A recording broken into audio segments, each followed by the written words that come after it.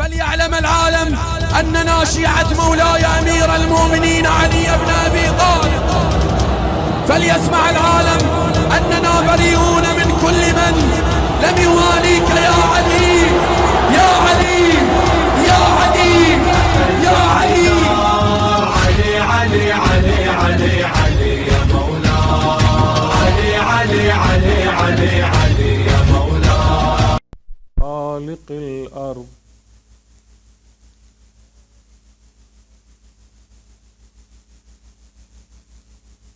الحمد لله الذي لم يتخذ صاحبة ولا ولد ولم يكن له شريك في الملك ولم يكن له ولي من الذل وكبره تكبيرا.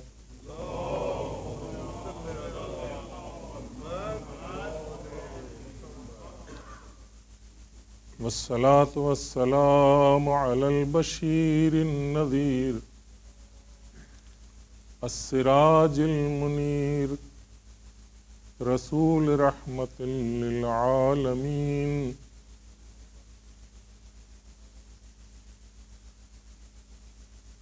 النبي الممجد والرسول المسدد والمصطفى الأمجد المحمود الأحمد مولانا أبي القاسم محمد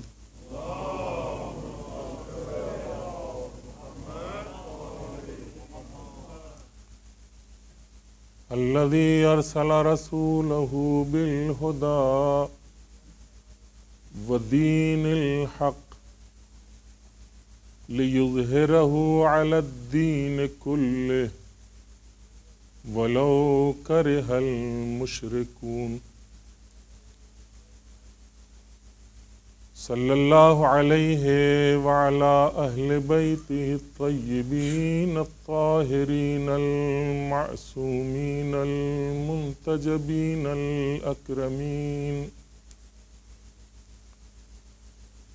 ولعنة الله على أعدائهم وقاتليهم وغاصبي حقوقهم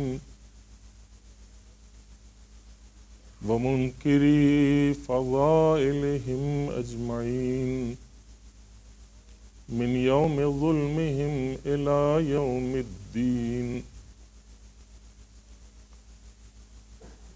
أما بعد فقد قال سبحانه تبارك وتعالى في كتابه الكريم وهو أصدق الصادقين وقوله الحق. بسم الله الرحمن الرحيم. ربنا أفرغ علينا صبرا وثبت أقدامنا وانصرنا على القوم الكافرين. صلوات پڑھیں محمد وعلیہ.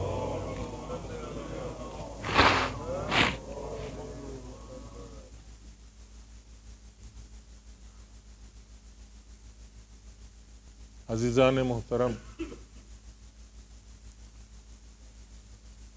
کل میں نے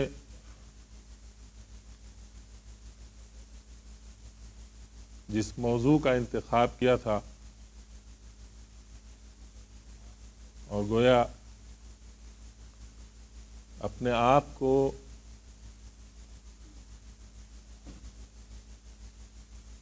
ایک سخت اور کڑی مشکل میں ڈالا تھا، اس لیے کہ موضوعات کا انتخاب اکثر یہ ہوتا ہے کہ ذاکرین اور خطبہ عوام کی اور سامعین کی پسند کے مطابق کرتے ہیں.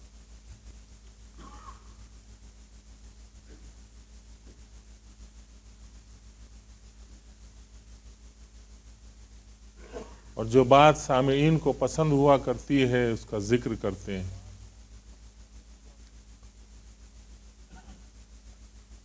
آج تقریباً 27 یا 28 سال کا عرصہ گزرا کہ جب مجھے پروردگار عالم نے عرشِ منبر کی بلندی سے ہمکنار کیا، اور ایک عرصے تک مزاج یہی رہا جیسا کہ عام طور سے ہے کہ ایسی مجلس پڑھی جائے کہ جو عوام پسند ہو اور عوام تعریفوں کے پل باندھیں اور نعرے تکبیر بلند کریں، لیکن ایک ذرا ہوش سنبھالنے کے بعد یہ احساس پیدا ہوا کہ خطیب منبر سلونی نے منبر کے اوپر آنے کے بعد کبھی یہ نہیں کہا کہ میں جو بات کہوں گا وہ تمہارے پسند کی ہوگی۔ علی جب بھی منبر کے اوپر آئے انہوں نے وہی کہا جو عوام کا درد تھا اور عوام کا علاج تھا، جس میں انسانوں کا درد بھی تھا اور انسانوں کا علاج بھی تھا۔ لہذا ہمیں یہ کوشش کرنی چاہیے کہ ایسے موضوعات کا انتخاب اس زمانے میں کیا جائے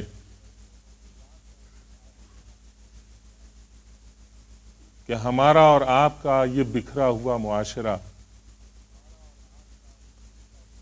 جسے کسی زمانے میں مجلسوں کے ذریعے منظم رکھا جاتا تھا، اور ایک زمانہ وہ آیا کہ جب ان مجلسوں سے کما حقہ وہ استفادہ نہ ہو پایا، دوسرے تو بکھر گئے اور دور ہو گئے، ہم بھی منبر کے سامنے سے ہٹتے چلے گئے، اس لیے کہ ہمیں جو خوراک ملنی چاہیے تھی وہ نہیں ملتی، اور جو درد ہمارا ہے اس کا درما اور اس کا علاج نہیں ملتا ہوتا۔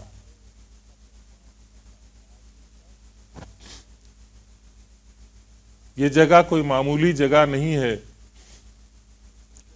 منبر کے اوپر آ جانا اور منبر پر بیٹھ کر کے اہل بیت علیہم الصلاۃ والسلام کے حق کا ادا نہ کیا جانا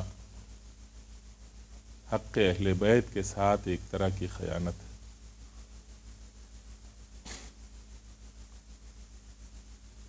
میں نے کل موضوع کا انتخاب کیا جوان اسلامی نقطہ نظر سے، اور یہ عرض کیا تھا کہ انسانی زندگی کا ایک بڑا حصہ ہے جسے جوانی کہا جاتا ہے،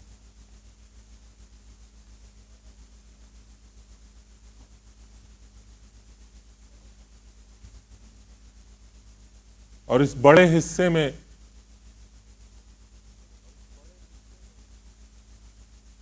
اگر ہم اسلامی نقطہ نظر سے انسانی زندگی کے اس پارٹ کو اور اس حصے کو دیکھیں تو اسلام نے سب سے زیادہ پسندیدگی کی نظر سے انسانی زندگی کے جس حصے کو دیکھا ہے وہ جوانی کا حصہ ہے، وہ عالم شباب کا حصہ ہے۔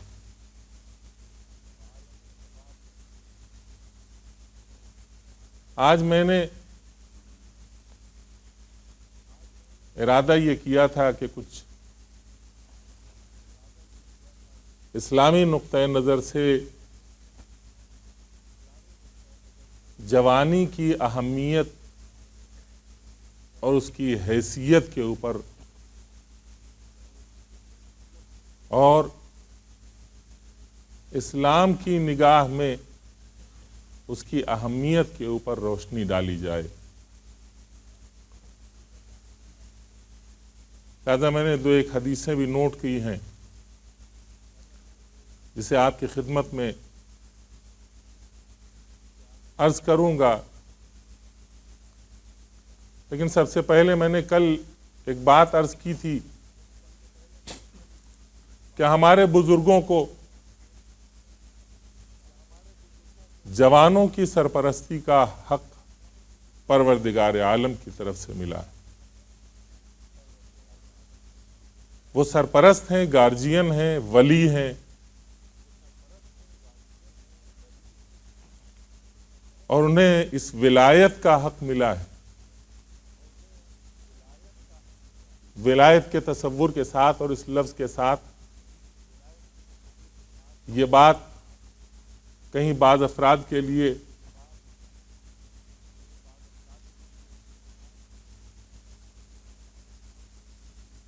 کسی الجھن کا باعث نہ ہونے پائے۔ ولایت کے مختلف مرحلے ہیں، ان تمام مرحلوں میں ایک ولایت اللہ کی ہے اور ایک ولایت اس کے رسول کی ہے اور اہل بیت علیہ السلام کی، جو ائمہ اطہار علیہ السلام ہے، اور ایک ولایت ہے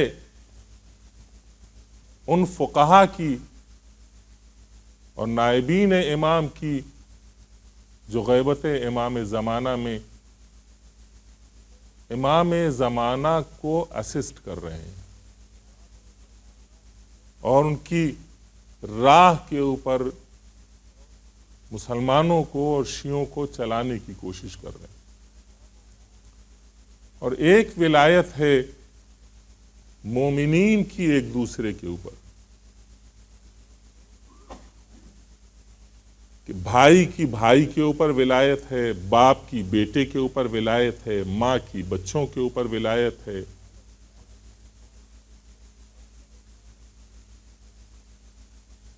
ان ولایتوں میں کہ جو خاندانی ولایت کہلاتی ہے، ایک فیملی کی ولایت، اس میں باپ اور ماں کی ولایت جو بچوں کے سلسلے میں ہے وہ بڑی اہمیت رکھتی ہے۔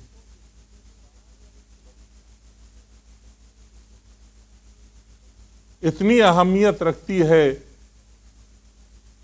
کہ ماں باپ کو یہ منصب اور یہ عہدہ دینے کے بعد کہ تم باپ ہو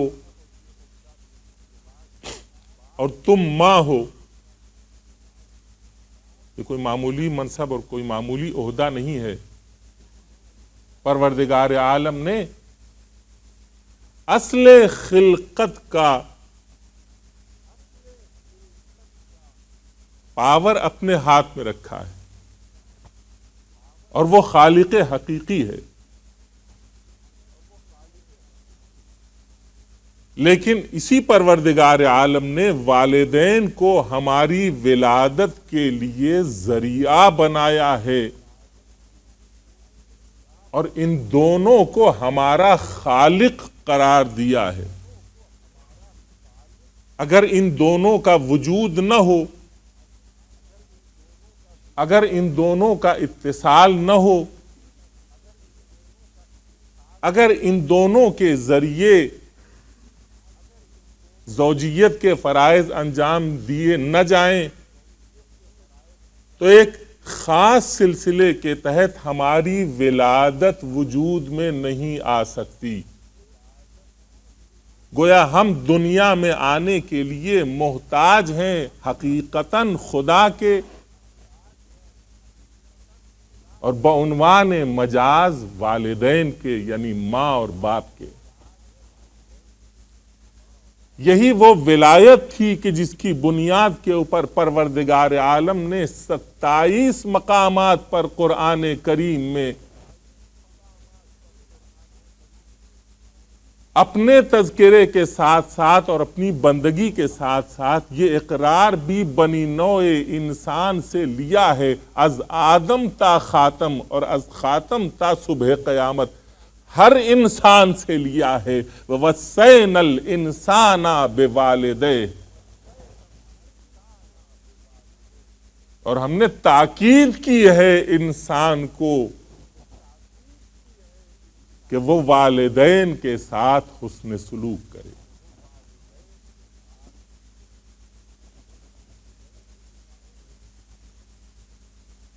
تو یہ ولایت ہے جو والدین کو عطا کی گئی. اب ان والدین کی آغوش میں بچہ پروان چڑھتا ہے. بڑی اہم ذمہ داری ہے جسے پروردگار عالم نے آپ کے حوالے کیا ہے. وہ یہ چاہتا ہے کہ آپ اسے ایسا بنائیں جیسا خدا چاہتا ہے.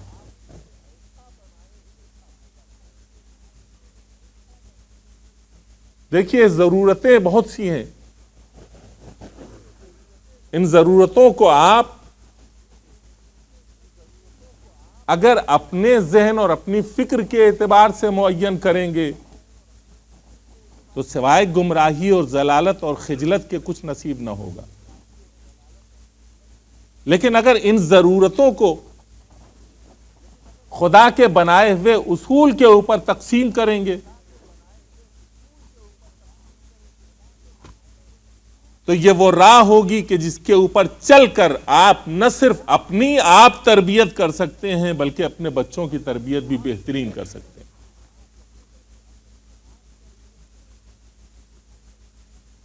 امیر المؤمنین علی ابن ابی طالب علیہ السلام نے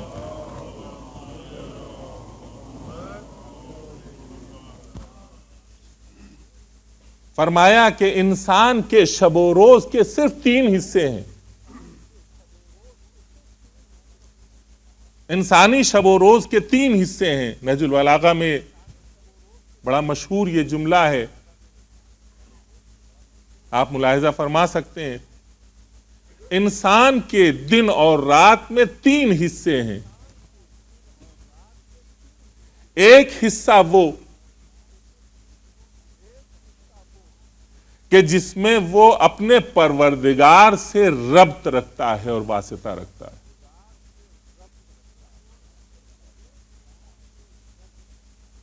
اس کا ایک حصہ ہے کہ جب وہ اپنے معبود کی معرفت حاصل کرتا ہے اور اس کی بندگی کرتا ہے اور اس کی عبادت کرتا ہے.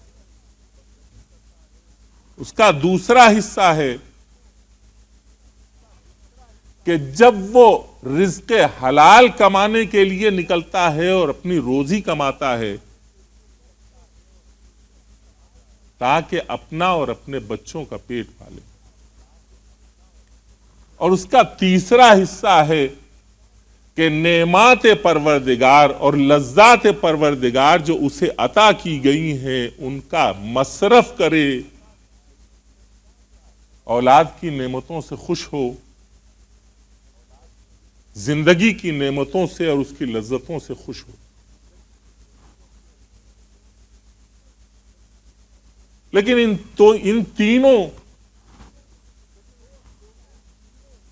حصوں میں سے 2 حصہ وہ ہے جو انسان کے حیوانی پہلو سے تعلق رکھتا ہے،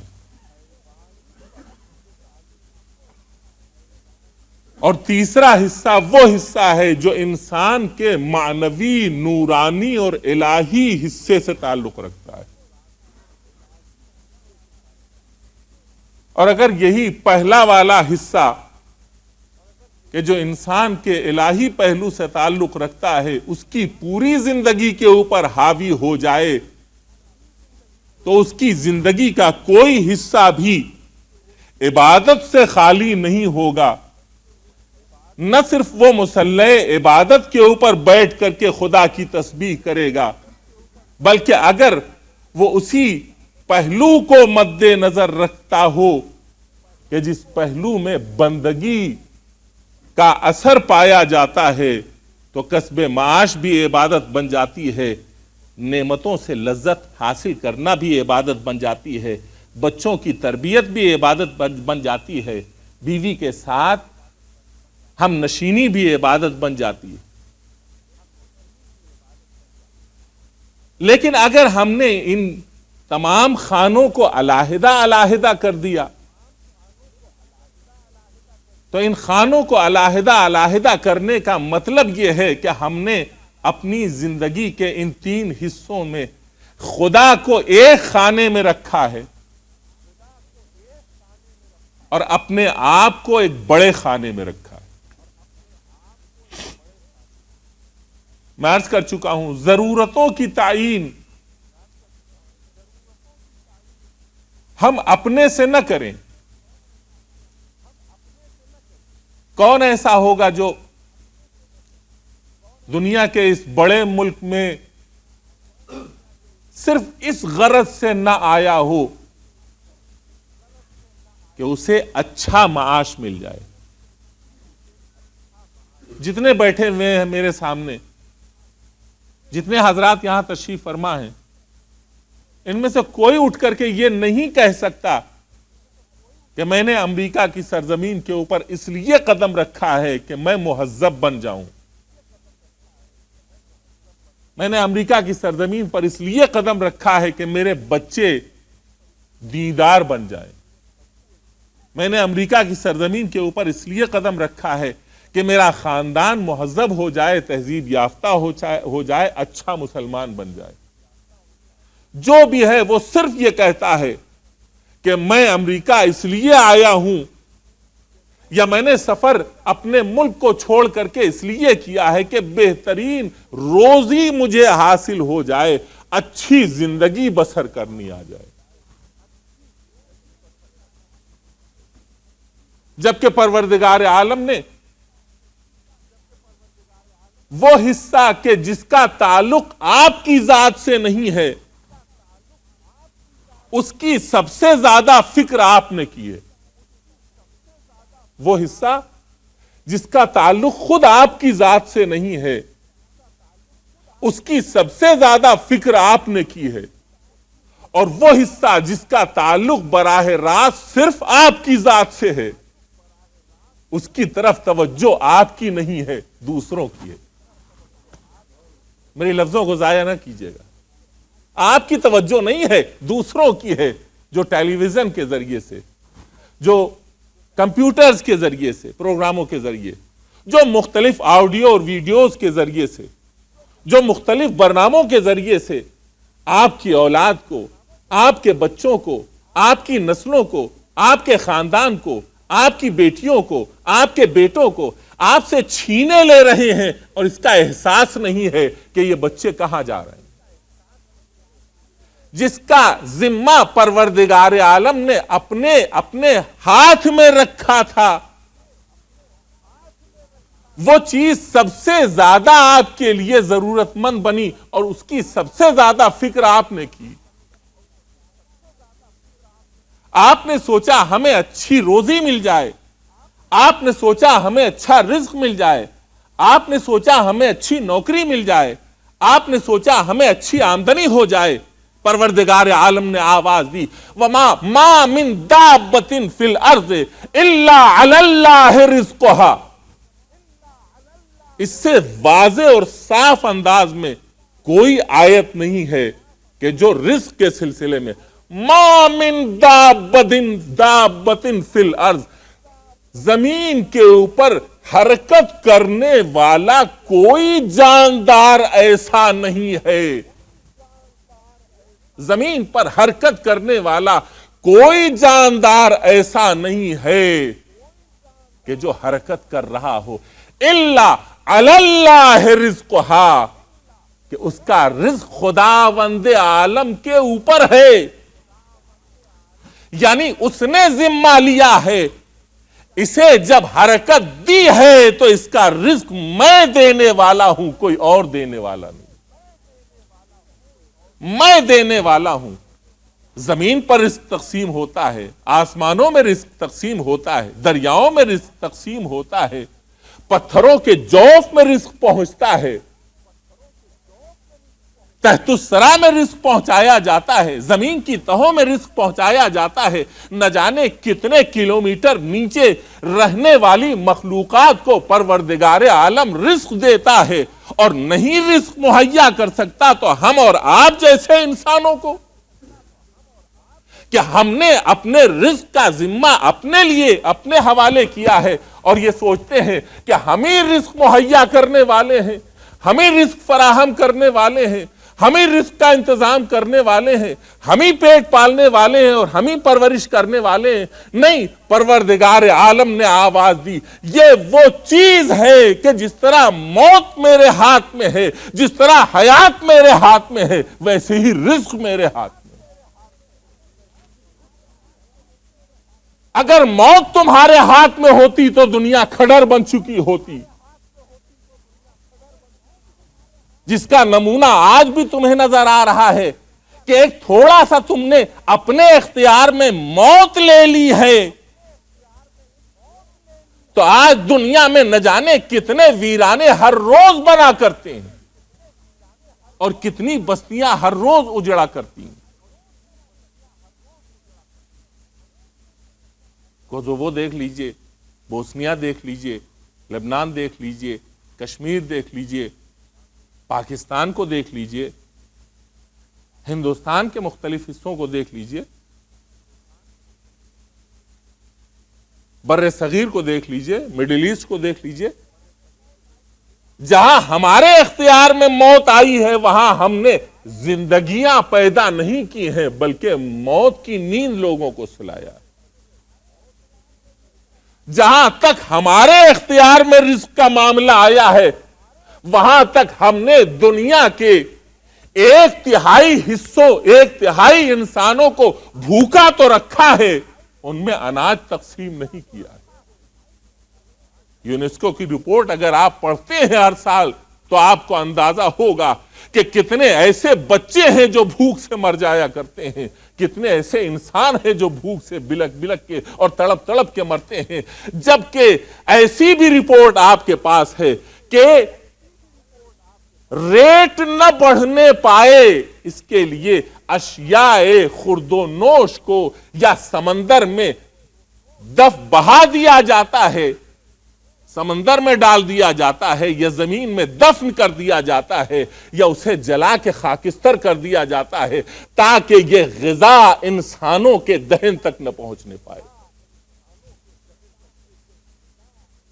یہ جہاں تک ہمارے اختیار کی بات ہے، لیکن پروردگار عالم نے آواز دی، تم نے اپنے اختیار سے یہ کام کیا ہے، لیکن اگر یہ اختیار تم ہمارے حوالے کر دو تو جس طرح تم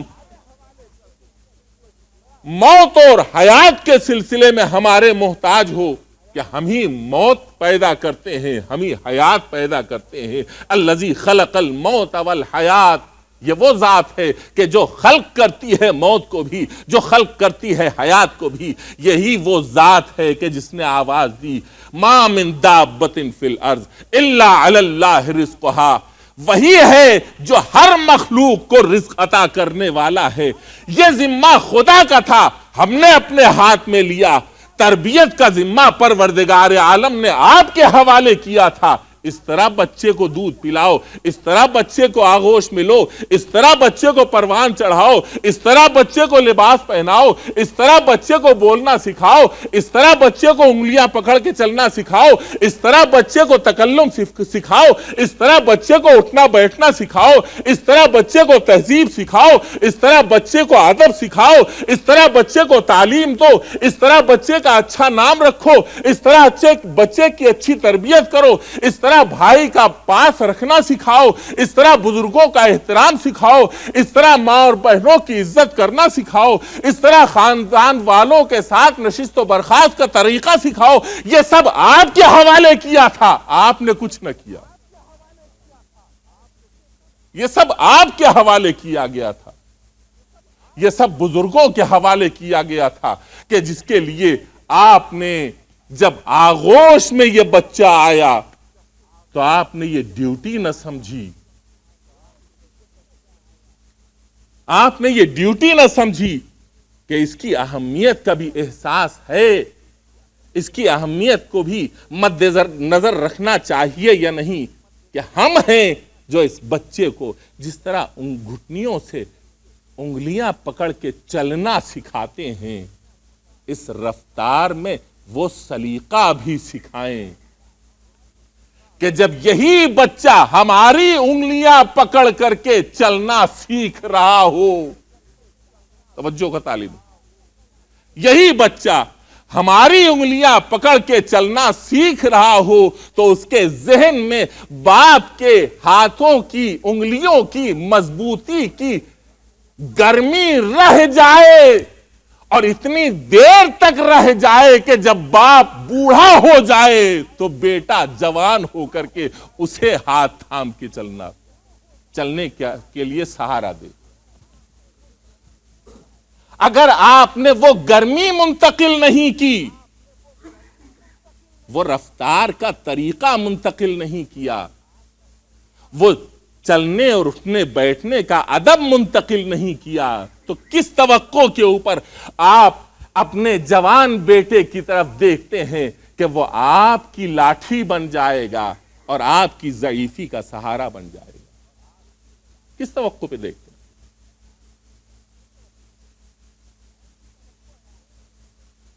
کون سی توقع ہے آپ کو؟ ایک بچے کی تربیت کے سلسلے میں ہمیں کیسا ماحول بنانا چاہیے؟ آج ہم نے اپنے معاشرے میں، ہم پوچھتے ہیں آپ سے کہ آپ مسلمان ہیں کہ نہیں، تو آپ کہیں گے مولانا مسلمان کیا، ہم تو شیعہ ہیں۔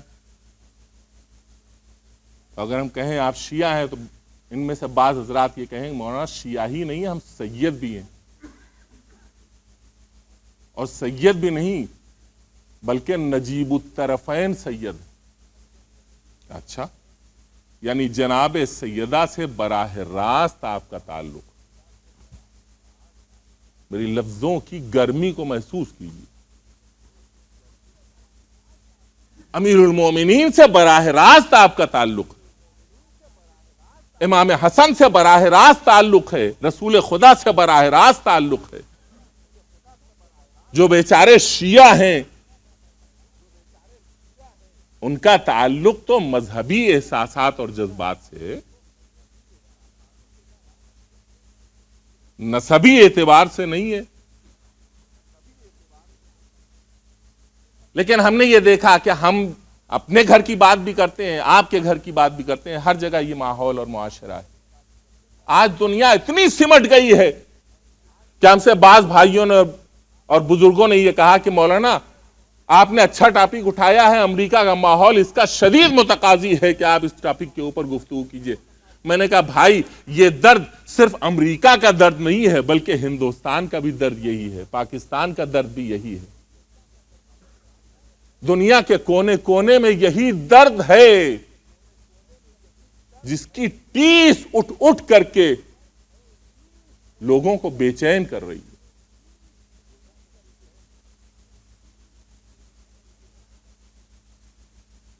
پریشان ہیں کیسے کیا کیا جائے۔ ہم بھول گئے کہ ہم مسلمان ہیں، حقیقتاً ہم بھول گئے کہ ہم مسلمان ہیں، حقیقتاً ہم بھول گئے کہ ہم شیعہ ہیں۔ اس لیے کہ اگر ہم یہ سمجھیں کہ ہم مسلمان ہیں تو مجال نہیں ہے کہ ہمارے اوپر کوئی کلچر غالب آ سکے۔ مسلمان وہ ہے کہ جو ماحول بنایا کرتا ہے، ماحول میں ڈھلا نہیں کرتا۔ مسلمان وہ ہے جو کفر کے ماحول میں جب جاتا ہے تو وہاں اسلام کی کرنیں پھیلاتا ہے۔ مسلمان وہ نہیں ہے کہ جب کفر و الحاد کے ماحول میں چلا جاتا ہے تو جعفر جیف بن جاتا ہے۔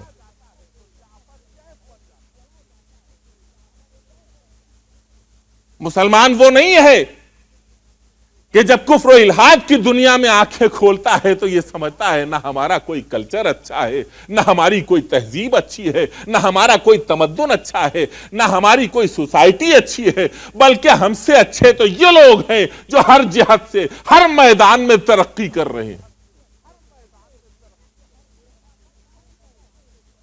دھوکہ نہ کھائیے گا، ان آتش سوز ترقیوں کا دھوکہ نہ کھائیے گا، ان ویران کرنے والی ترقیوں کا دھوکہ نہ کھائیے گا۔ اس کا مطلب یہ نہیں ہے کہ بہت ساری ترقیاں اور بہت ساری باتیں کہ جو علمی میدان میں نظر آتی ہیں یکسر ہم ان سے انکار کرتے ہیں۔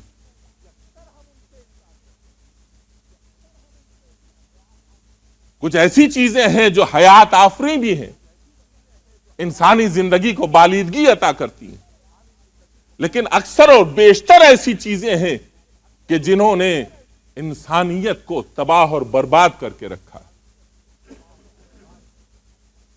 تو مطلب کیا ہے؟ مطلب یہ ہے کہ ہم نے پہچانا نہیں ہے کہ اسلام کیا ہے۔ ہم باپ ہو کے نہیں پہچانتے کہ اسلام کیا ہے، ہم ماں ہو کے نہیں پہچانتے کہ اسلام کیا ہے۔ بچے کی تربیت کیا کریں گے؟ آپ نے کبھی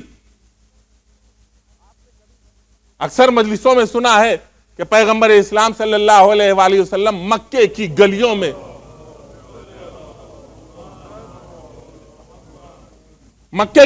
میں گھوما کرتے تھے اور اعلان توحید کا کیا کرتے تھے، کہتے قولوا لا الہ الا اللہ تفلحوا، لا الہ الا اللہ کہو تاکہ نجات پا جاؤ۔ کبھی ہم نے اس نقطۂ نظر سے سوچا ہے کہ پیغمبر کفر و الحاد کے معاشرے اور ماحول میں صرف ایک ہی جملہ تو کہہ رہے تھے، آخر جواب میں انہیں پتھر کیوں مل رہے تھے؟ ان کی راہ میں کانٹے کیوں بچھائے جا رہے تھے؟ ان پر کوڑے کیوں ڈالے جا رہے تھے؟ انہیں اذیتیں کیوں دی جا رہی تھیں؟ انہیں معاشرے سے نکالنے کی کوششیں کیوں کی جا رہی تھیں؟ وجہ جو تھی وہ یہ تھی کہ کل کا اسلام ناشناس معاشرہ، اسلام کی معرفت نہ رکھنے والا معاشرہ، کفر و الحاد میں غرق معاشرہ یہ جانتا تھا یہ کلمہ لا الہ الا اللہ نہیں ہے بلکہ ایک معاشرہ ہے کہ جو ہمارے اوپر معین کیا جا رہا ہے پیغمبر اکرم صلی اللہ علیہ وآلہ وسلم کی طرف سے۔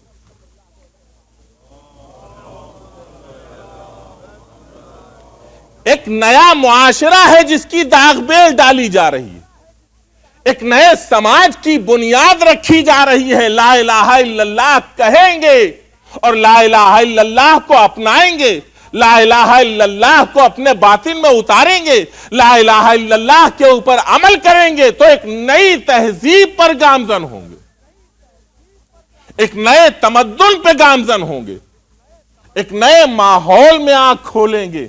وہاں بت نہیں ہوں گے، وہاں شرک نہیں ہوں گے، وہاں ہوس پرستی نہیں ہوگی، وہاں نفس کی پرستش نہیں ہوگی، وہاں بتوں کے سامنے جھکنا نہیں ہوگا، وہاں ظلم و بربریت کے سامنے اپنے سر کو جھکانا نہیں ہوگا، بلکہ لا الہ الا اللہ کہتے چلے جائیں گے، تہذیب نکھرتی جائے گی، انسانیت بحال ہوتی جائے گی اور ایک بہترین معاشرہ سامنے آئے گا جس میں انسانیت کی حیات کی ضمانت لی گئی۔ توجہ کیجئے اور غور کیجئے، خوب غور کیجئے اس نقطے کے اوپر۔ آخر کیوں ایسا ہوتا تھا کہ یہ ٹکراؤ ہوتا تھا؟ وہ بھی تو ایک کلچر تھا کہ جو عہد پیغمبر میں تھا۔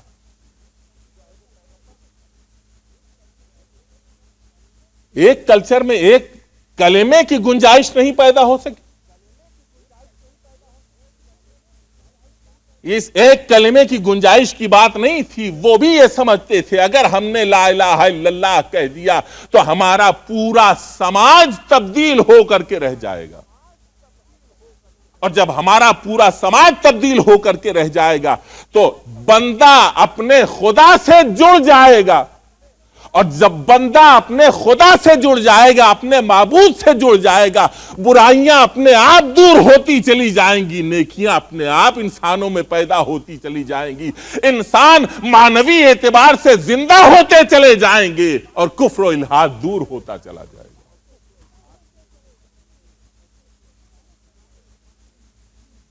جناب لقمان نے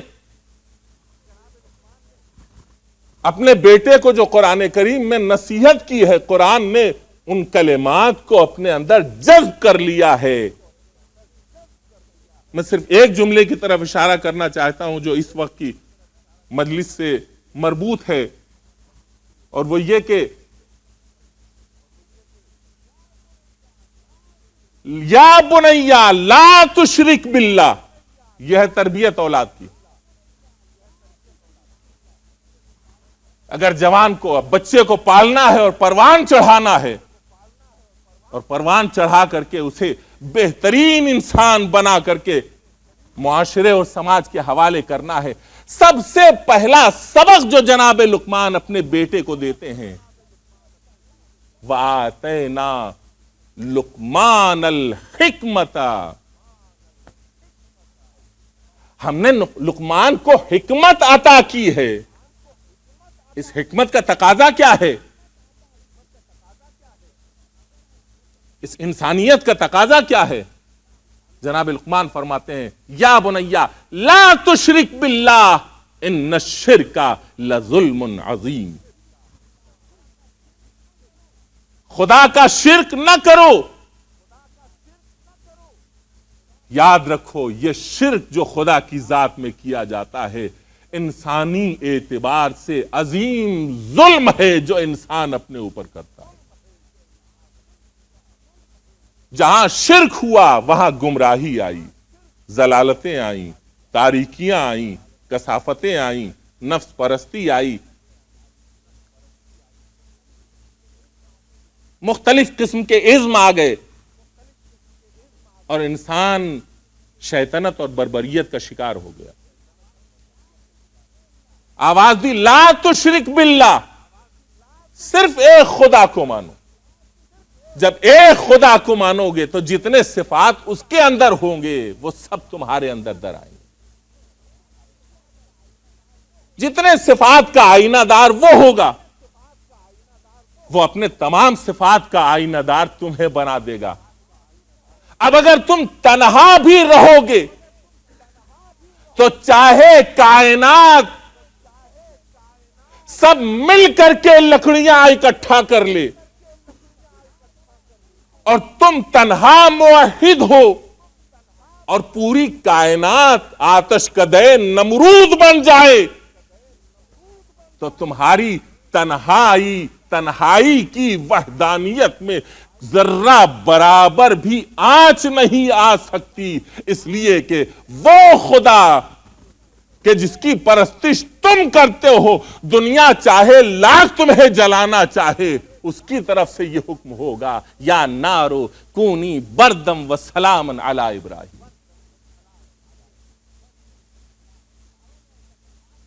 میں اشاروں میں اور تلمیحات میں آپ کی خدمت میں جو باتیں عرض کرنا چاہتا ہوں وہ عرض کر رہا ہوں۔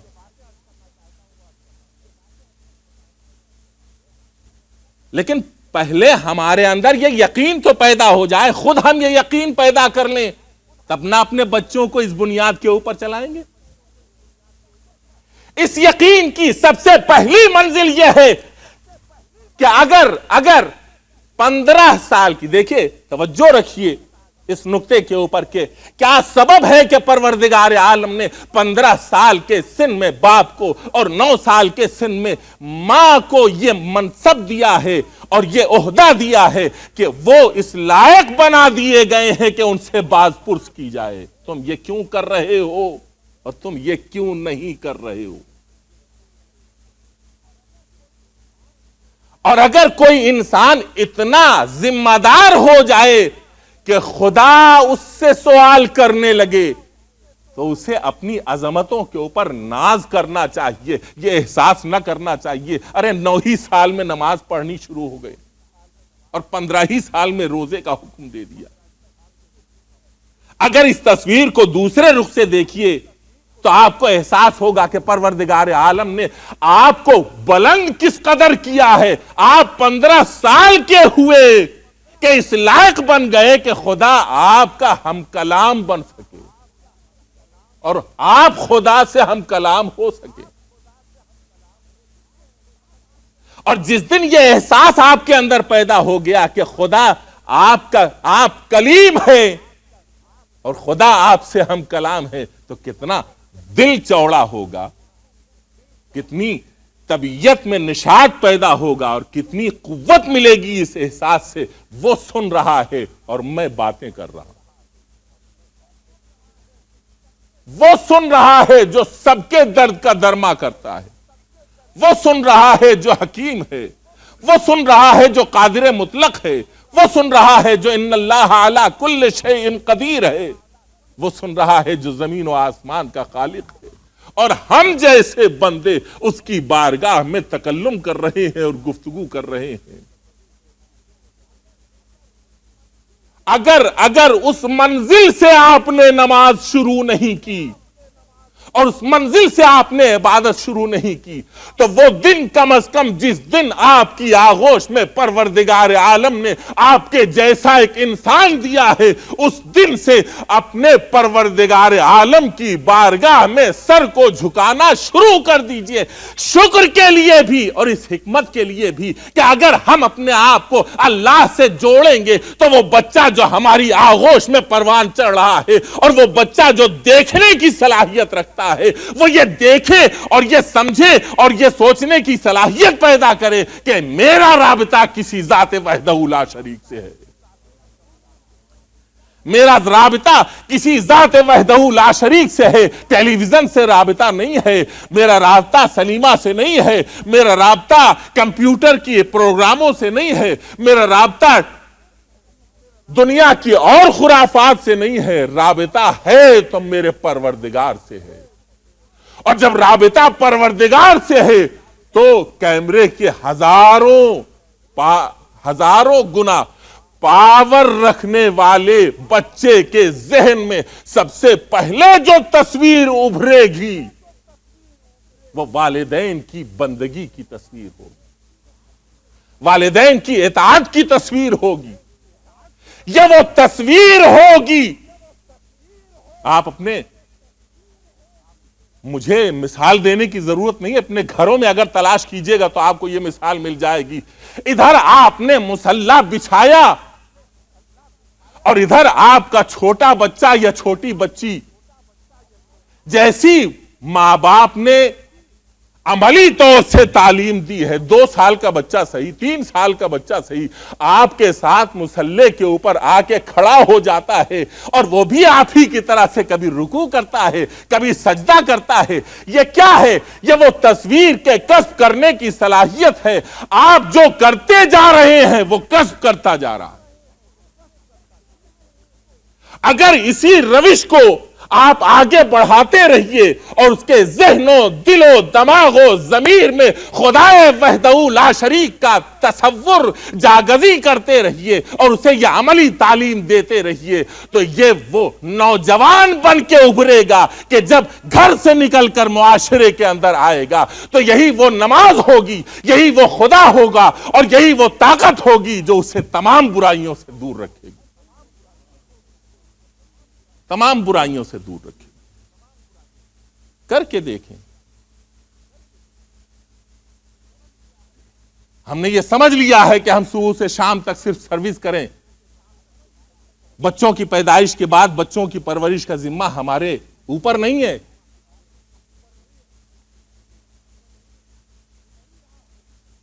یہ وہی راہ ہے کہ جب 14 سال کے بعد 15 سال کے بعد بچہ جب اپنی راہ اختیار کرتا ہے اور اپنی روش کے اوپر عمل کرتا ہے تو ہماری آنکھوں کے بہنے والے آنسو رکتے نہیں ہیں.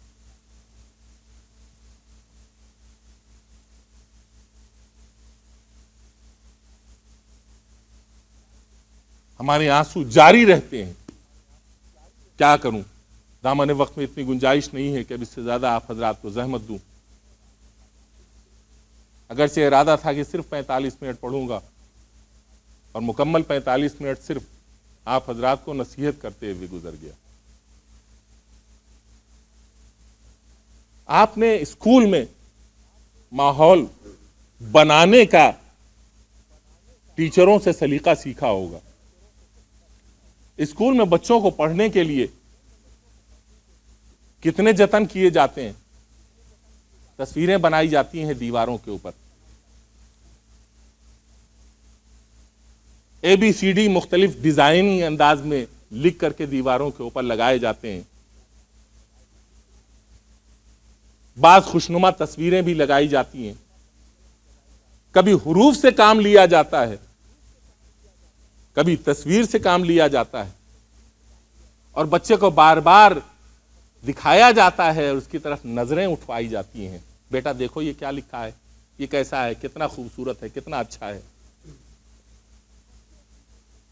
بچے کی زندگی اور اس کی تربیت کے لیے سب سے پہلا مدرسہ اور سب سے پہلی درسگاہ وہ گھر ہے کہ جس میں ماحول سازی کرنی چاہیے. اگر آپ کو بچے کی بہترین تربیت کرنی ہے تو اس مدرسے کی طرح کہ جس میں آپ کا بچہ پڑھنے کے لیے جاتا ہے, سب سے پہلے اپنے گھر کو ویسا سجائیے.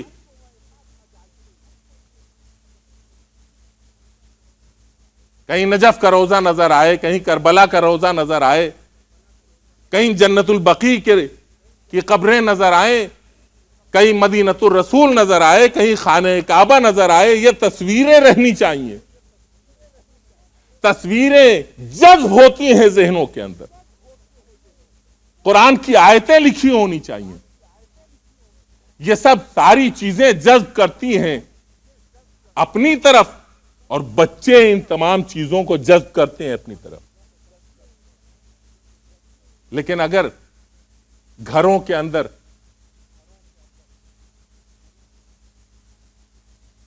ناروا تصویریں رکھی جائیں, گھروں کے اندر ناروا کیسٹس رکھے جائیں, آڈیو گانے کے آڈیوز رکھے جائیں, بچوں سے یہ توقع رکھیں کہ ہمارا بچہ مہذب بھی ہوگا اور تہذیب یافتہ بھی ہوگا,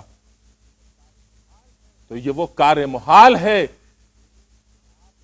کہ جو آپ اپنے بچے سے چاہتے ہیں.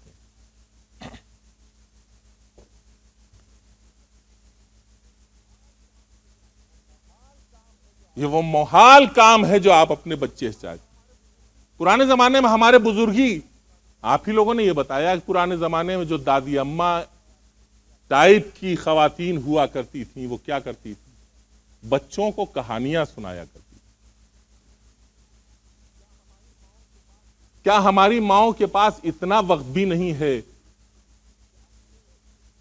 کہ اپنے جگر کے ٹکڑوں کو, جنہیں خون دل پلا پلا کر کے پروان چڑھاتی ہیں, اتنا وقت بھی نہیں ہے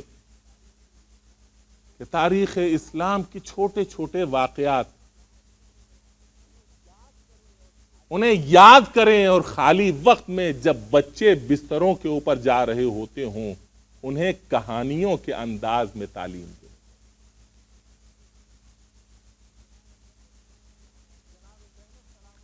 جناب زینب سلام اللہ علیہا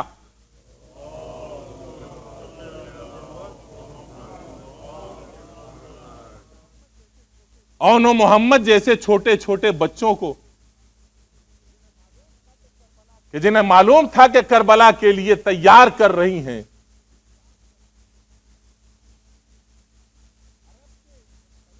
عرب کے مختلف واقعات نہیں سناتی تھیں, بلکہ اون و جعفر کے دادا اور نانا کی شجاعت کے قصے سنایا کرتی تھی. علی کی جنگ کے واقعات, جعفر طیار کی جنگ اور شجاعت کے واقعات سنایا کرتی. یہ وہ طریقہ ہے کہ اگر ہم نے اپنایا, اور اپنانے کے بعد بڑی دوڑ ہے, بڑی تیز رفتار دنیا چل رہی ہے,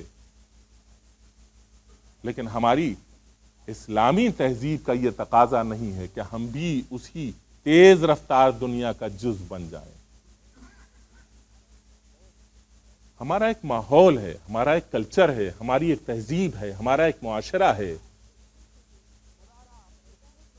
خدا را اپنے دل میں یہ جذبہ پیدا کیجئے، یہ احساس پیدا کیجئے کہ ہم کچھ ہیں۔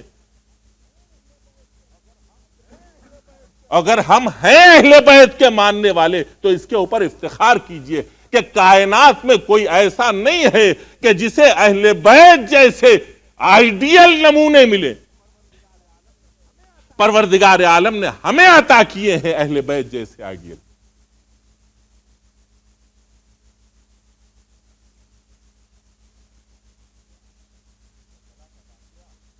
کربلا کا واقعہ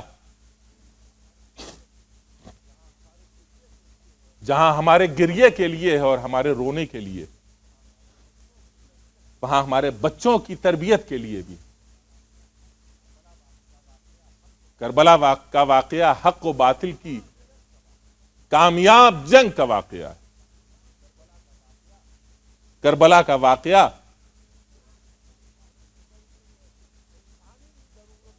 انسانی ضرورتوں سے اپنے آپ کو کس قدر روک سکتا ہے انسان۔ ہم صرف رو لیتے ہیں اور گریہ کر لیتے ہیں کہ حسین اور ان کے بچے 3 دن کے بھوکے اور پیاسے تھے۔ کبھی ہم نے اس نقطے کے اوپر توجہ کی کہ حسین تو بڑے تھے، یہ بچے آخر اس پر آمادہ کیوں ہوئے کہ انہیں امام حسین کے ساتھ ساتھ 3 دن کی بھوک اور پیاس خود بھی گوارا ہو گئی۔ لشکر یزید کے کسی بھی آدمی سے یہ کہا ہوتا اگر تمہیں کوئی سروکار ہے تو حسین سے سروکار ہے، ہمیں تو پانی پلا دو، ہم تمہارا کچھ نہیں بگاڑنے والے۔ لو ہم تمہاری بات بھی تسلیم کیے لیتے ہیں، لو ہم تمہاری بات بھی مانے لیتے ہیں۔ لیکن اللہ رے والدین کی تربیت کے بہترین نتائج کا وہ کرشمہ جو کربلا کے میدان میں نظر آتا ہے کہ 3 اور 4 برس کے کمسن بچے بھی، بلکتی ہوئی سکینہ بھی ہاتھوں میں کوزہ لے کے التش التش کی آواز تو بلند کرتی ہے، لیکن یزید کے لشکر کے کسی انسان کے آگے سوال آپ کرنے کے لیے آگے نہیں بڑھتی کہ ہم تمہاری بات تسلیم کر رہے ہیں، تم ہمیں پانی پلا دو۔ اللہ رے تربیت کا وہ بہترین نمونہ کس قدر جذب کیا جاتا ہے، کس قدر انسان اپنے آپ کو روک سکتا ہے ان تمام بنیادی ضرورتوں سے کہ جس سے بڑھ کر کوئی بنیادی ضرورت نہیں۔ کھانے سے بڑھ کر انسانی زندگی کی کوئی بنیادی ضرورت نہیں، پانی سے بڑھ کر انسانی زندگی کی کوئی بنیادی ضرورت نہیں ہے، لیکن دونوں کو بند کرنے کے باوجود کوئی بچہ حسین کے خیام سے نکل کر کے یہ نہیں آتا ہم تمہاری صف میں آتے ہیں، ہمیں سیراب کر دو۔ لمحہ فکریہ ہے، تربیت کا بہترین مدرسہ ہے کربلا، بہترین مدرسہ ہے، اور اسی مدرسے کو پروان چڑھانے کے لیے حسین اپنی گود کے پالوں کو لے کے واقع میدان کربلا میں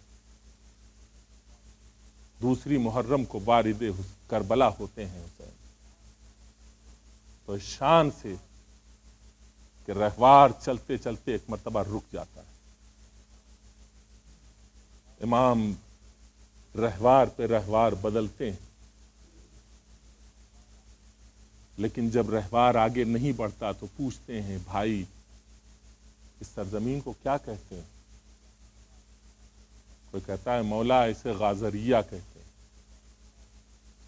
کوئی کہتا ہے مولا اسے نینوا کہتے ہیں، کوئی کہتا ہے مولا اسے شط فرات کہتے ہیں، ایک شخص آگے بڑھ کر کے یہ کہتا ہے مولا اسے کربلا کہتے ہیں۔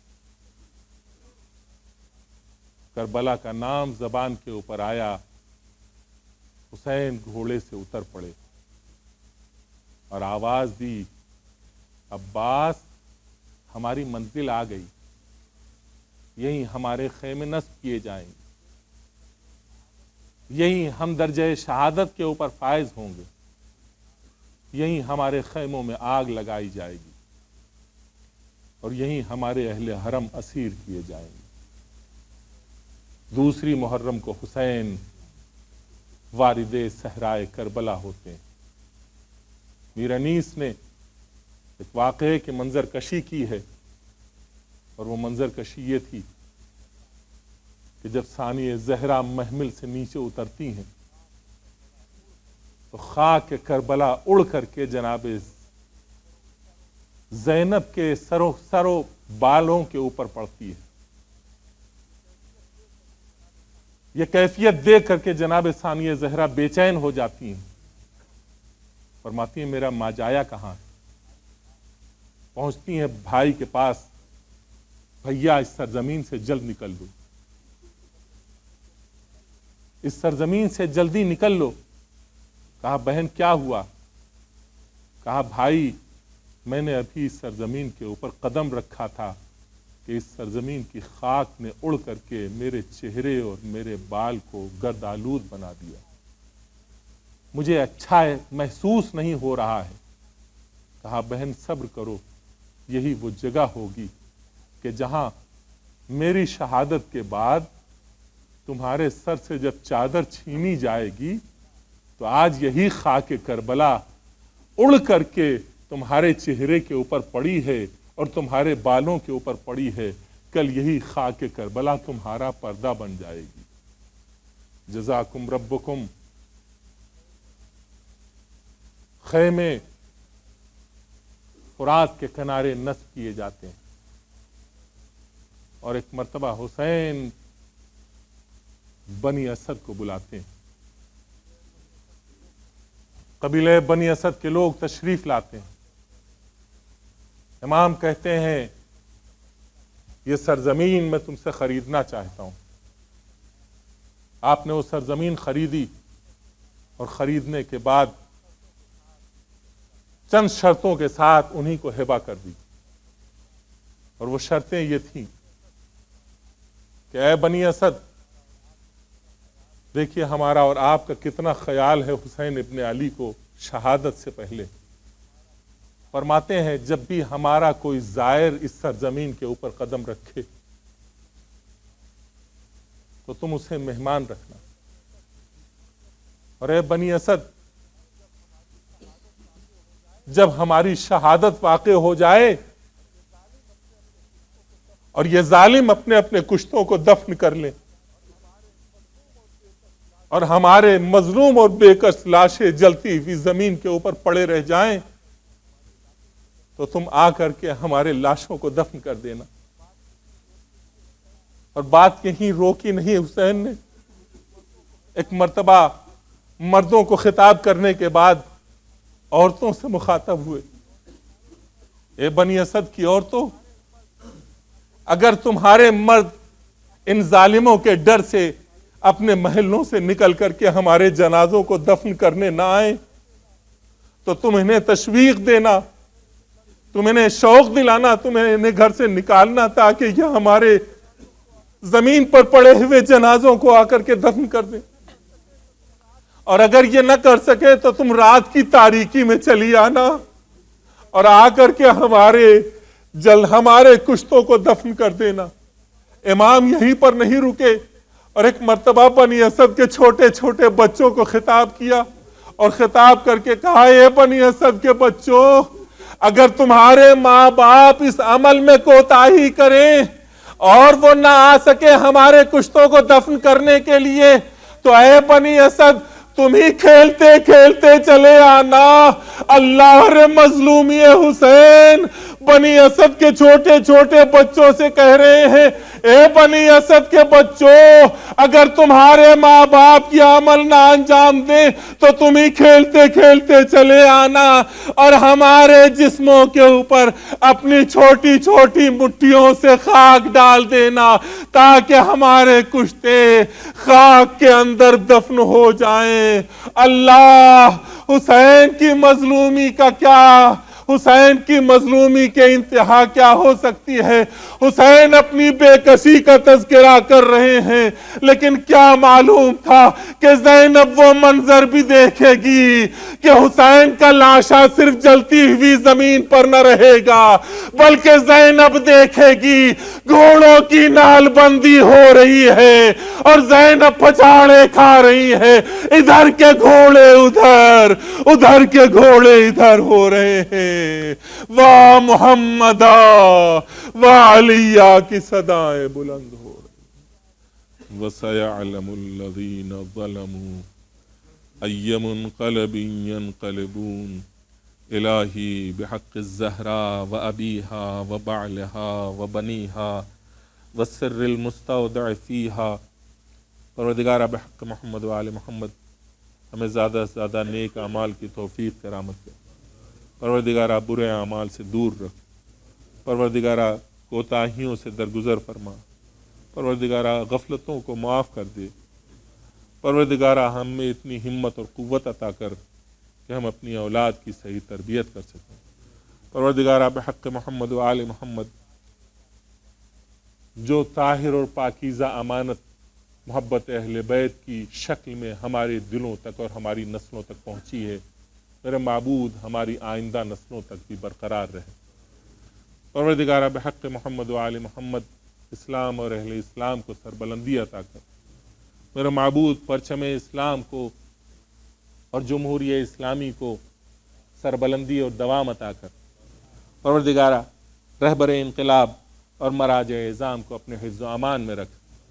میرے معبود ظہور قائم آل محمد میں تعجیل فرما اور ہم سب کو ان کے جانثاروں میں شامل فرما بحق محمد و آلہ الطاہرین۔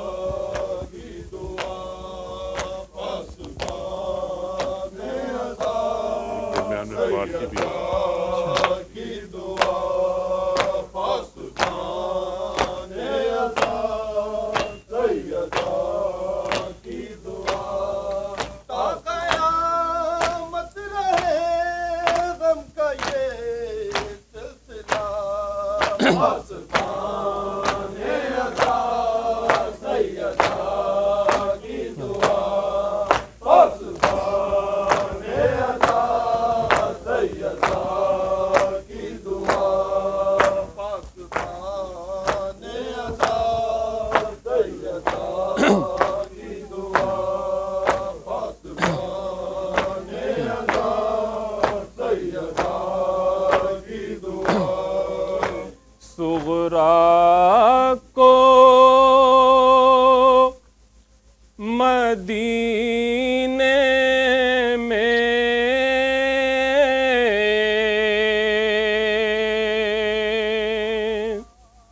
یہ خواب نظر آیا، صغرا کو مدینے میں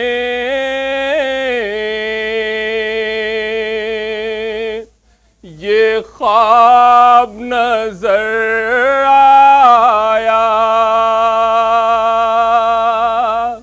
لاشائے علی اکبر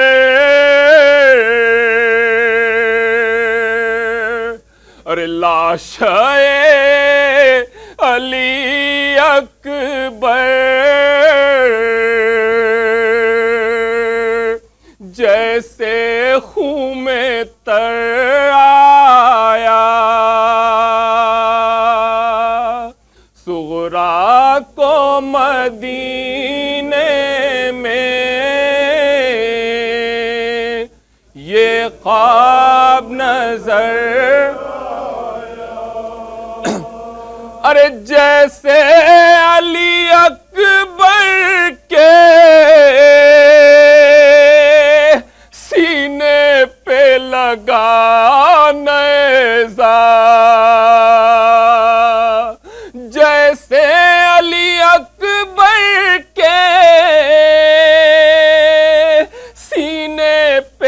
لگا نیزہ، شہ نے جب سینہ کھینچی، ارے ساتھ میں جگر آیا، صغرا کو مدینے میں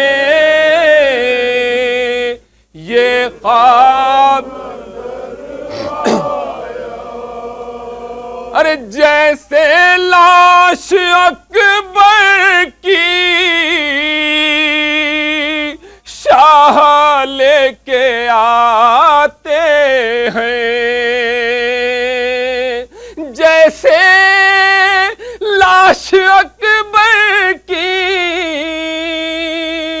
شاہ لے کے آتے ہیں، اور نام صغرا، اور نام صغرا، ارے لے کے نام بر آیا، صغرا کو مدینے میں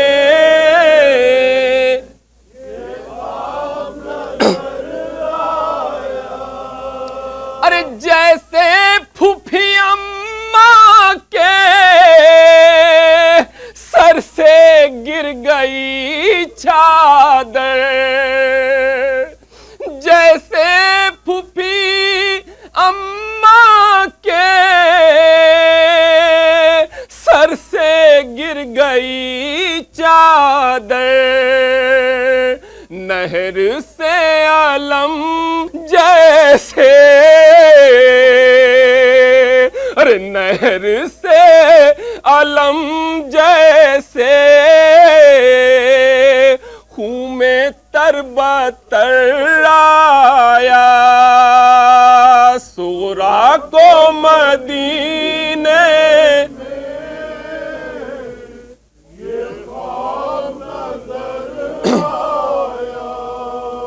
ارے منتظر رہی در پر مادر علی اصغر، منتظر رہی در پر مادر علی اصغر، اور لاش علی اصغر، لاش علی اصغر لوٹ کے نہ گھر آیا، صغرا کو مدینے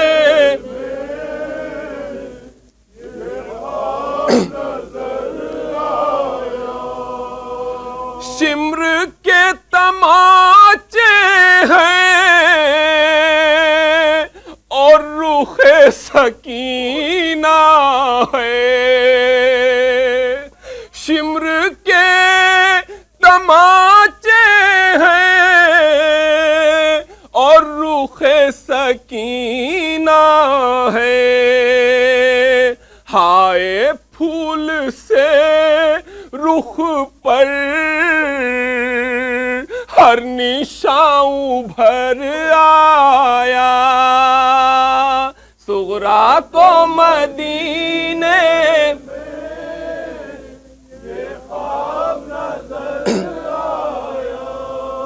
ارے بین تھا سکینہ کا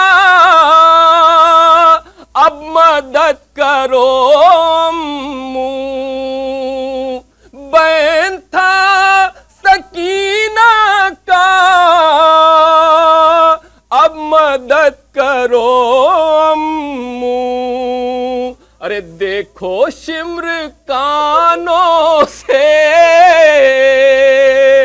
دیکھو شمر کانوں سے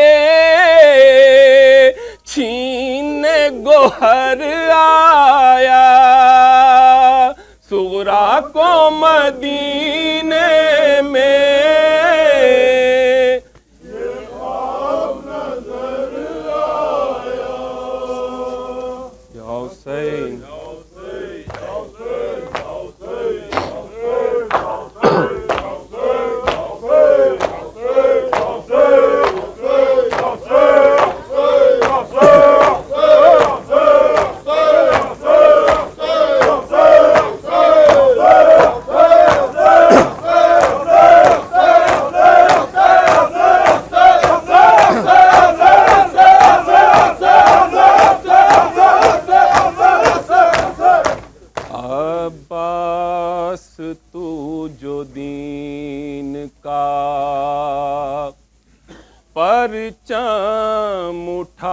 گیا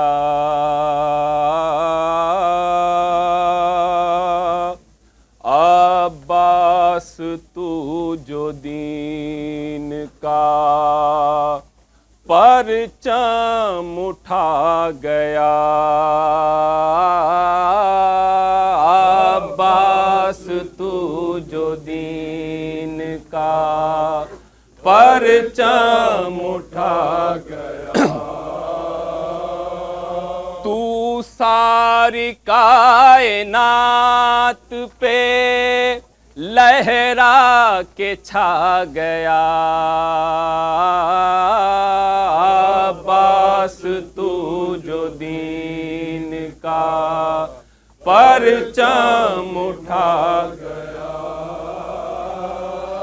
مولا علی تو قلب نصیری پہ چھا گیا مولا علی تو قلب نصیری پہ چھا گیا مولا علی تو قلب نصیری پہ چھا گیا عباس حسین والوں کے عباس حسین والوں کے دل میں سما گیا عباس تو جو دین کا پرچم اٹھا گیا عباس تو جو دین کا پرچم اٹھا گیا ہٹ جاؤ نہر چھوڑ دو فوجیں پکار اٹھی ہٹ جاؤ نہر چھوڑ دو فوجیں پکار اٹھی ہٹ جاؤ نہر چھوڑ دو فوجیں پکار اٹھی شیر خدا کا شیر تراہی میں آ گیا عباس تو جو دین کا پرچم اٹھا گیا عباس تو جو دین کا پرچم اٹھا گیا رو کر سکینہ کہتی تھی بابا بتائیے رو کر سکینہ کہتی تھی بابا بتائیے رو کر سکینہ کہتی تھی بابا بتائیے امو میرا فرات سے امو میرا فرات سے کس جا چلا گیا عباس تو جو دین کا پرچم اٹھا گیا عباس تو جو دین کا پرچم اٹھا گیا اب کس طرح اٹھائیں گے لاش جواں حسین اب کس طرح اٹھائیں گے لاش جواں حسین اب کس طرح اٹھائیں گے لاش جواں حسین بازو جو تھا وہ دشت میں بازو جو تھا وہ دشت میں شانے کٹا گیا عباس تو جو دین کا پرچم اٹھا گیا عباس تو جو دین کا پرچم اٹھا گیا ہم اس کے غم میں اشکوں کے موتی بہائیں گے ہم اس کے غم میں اشکوں کے موتی بہائیں گے ہم اس کے غم میں اشکوں کے موتی لٹائیں گے جو راہ حق میں اپنا بھرا گھر لٹا گیا عباس تو جو دین کا پرچم اٹھا گیا عباس تو جو دین کا پرچم اٹھا گیا سجدے میں شہن جوں ہی جھکا ای جبین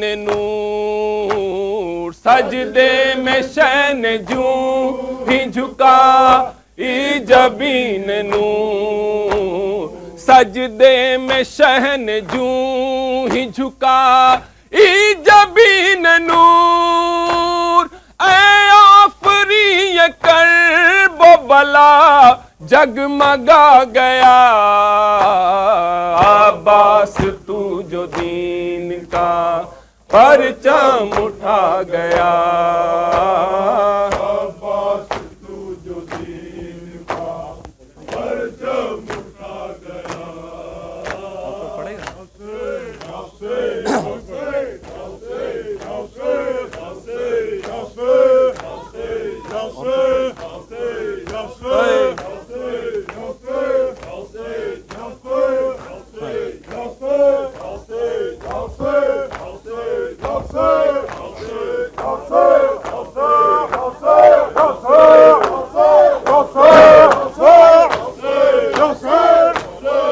مانگ رہی ہے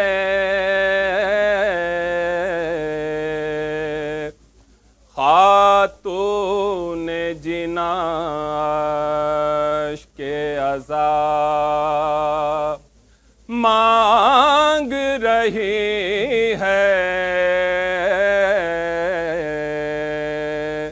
خاتون جناش کے عذاب، مانگ رہی شبیر کے زخموں کی دوا مانگ رہی ہے خاتون جنا کے عذاب، مانگ رہی ہے،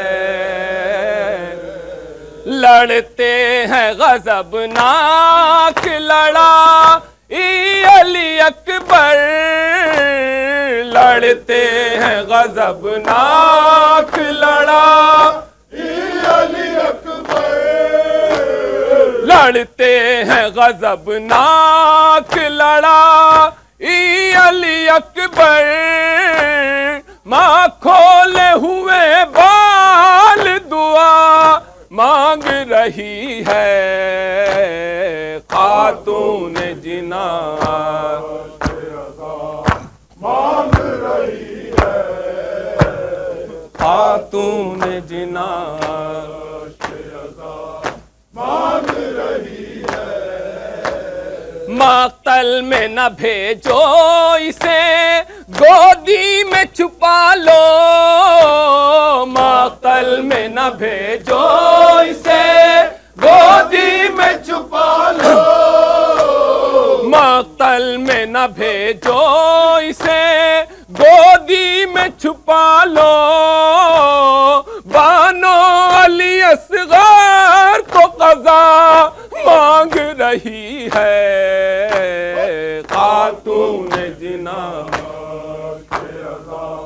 مانگ رہی ہے خاتون جنا،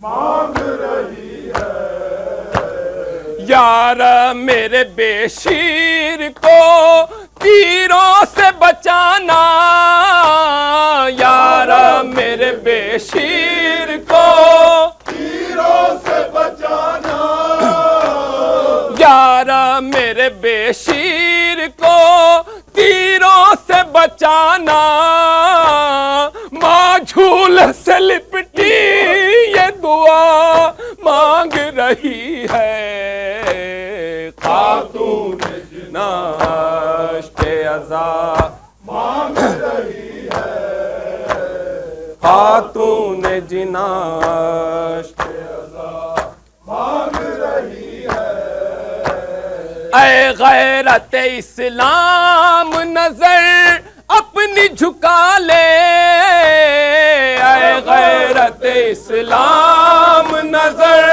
اپنی جھکا لے، غیرت اسلام نظر اپنی جھکا لے امہ سر زینب کردار مانگ رہی ہے خاتون جنا مانگ رہی ہے خاتون جنا مانگ رہی ہے مل جائے اسے فاطمہ زہرا کی کنیزی مل جائے اسے فاطمہ زہرا کی کنیزی مل جائے اسے فاطمہ زہرا کی کنیزی یہ آفری ماتم کا صلہ مانگ رہی ہے خاتون جنا مانگ رہی ہے خاتون جنا مانگ رہی ہے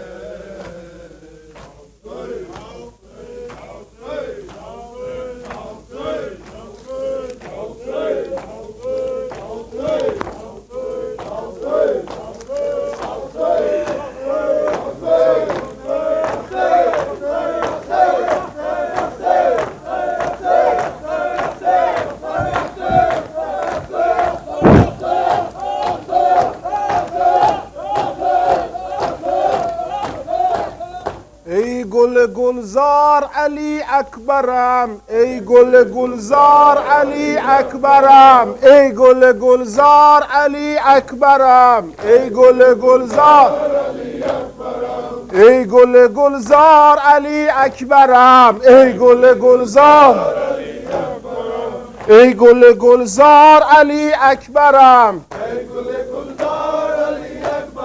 ای گل گلزار علی اکبرم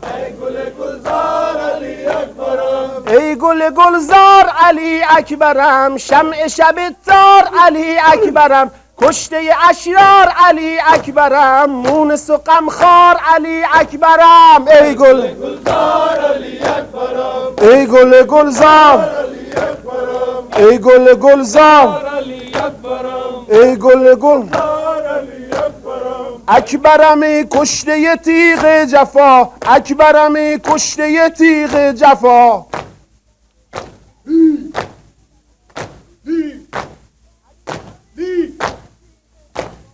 اکبرم کشته تیغ جفا جان پدر روی رسول خدا بلبل باغ علی مرتضی مونس و غمخوار علی اکبرم ای گل گلزار علی اکبرم ای گل گلزار علی اکبرم ای گل گلزار علی اکبرم ای گل گلزار علی اکبرم جان پدر مانده به دل شادیت جان پدر مانده به دل شادیت شه کندد خلعت دامادیت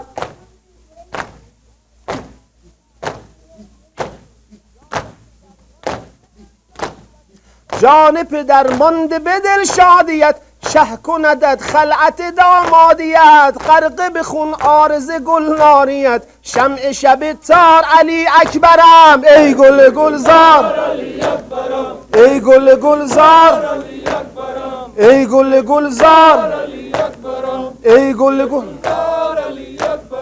حیف که شدی تو به جوانی شهید حیف که شدی تو به جوانی شهید قامت و رخسار تو در خون تپید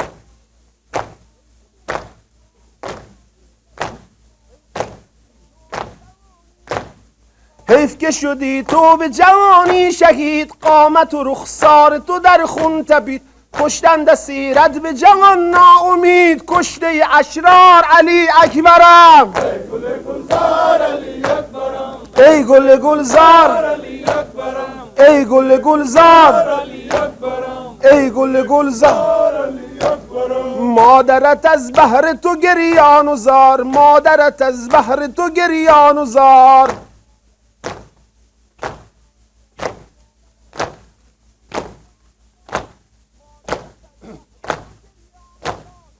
مادر مادرت از بهر تو گریان و زار، چشم و برا مانده و در انتظار. زینب از این واقعه شد اشک بار، شمع شب تار علی اکبرم. ای گل گلزار، ای گل گلزار، ای گل گلزار، ای گل گلزار.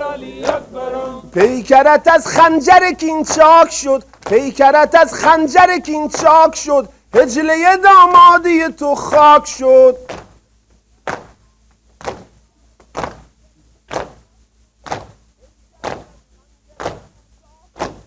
پیکرت از خنجر کین چاک شد، هجله دامادی تو خاک شد. قلقل بحر تو در افلاک شد، مونس و غمخوار علی اکبرم. ای گل گلزار، ای گل گلزار علی اکبرم، ای گل گلزار علی اکبرم. حسین حسین حسین حسین حسین حسین حسین حسین.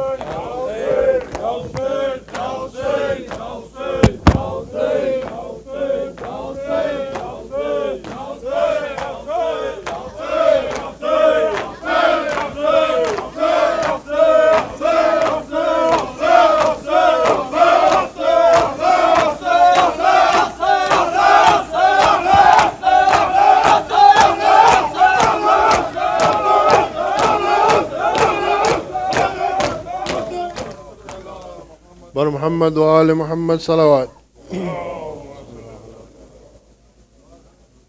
صلى الله عليك يا أبا عبد الله